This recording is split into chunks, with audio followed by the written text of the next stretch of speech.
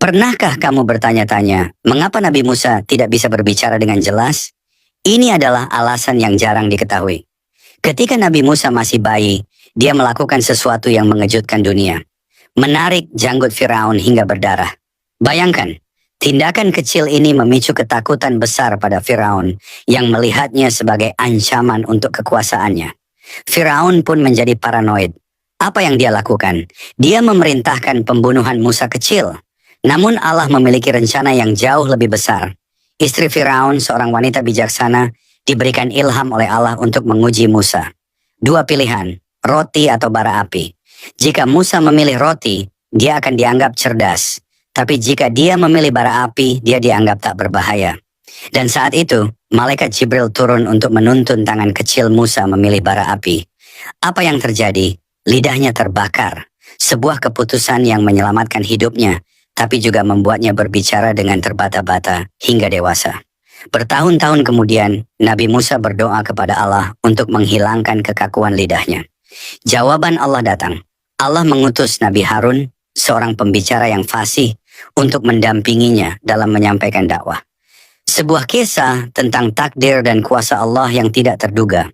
Begitulah kisah di balik mengapa Nabi Musa tak bisa berbicara. Nabi Hud adalah seorang nabi yang diutus kepada kaum Ad, sebuah bangsa yang hidup di Al-Ahqaf, wilayah yang kini menjadi bagian dari Hadramaut. Kaum Ad dikenal sebagai bangsa yang kuat, dengan tubuh tinggi besar dan kemampuan membangun kota megah. Namun mereka menjadi sombong, menyembah berhala, dan melupakan Allah. Hud, seorang pria yang bijaksana dan teguh, menyeru mereka untuk kembali menyembah Allah. Ia mengingatkan mereka akan nikmat yang Allah berikan dan bahaya kesombongan. Namun, kaum Ad menolak, mengejek Hud, dan berkata, "Siapa yang lebih kuat dari kami?" Sebagai peringatan, Allah mengirimkan kekeringan panjang. Hud tetap sabar, mengajak mereka bertaubat. Namun, mereka malah menantang azab.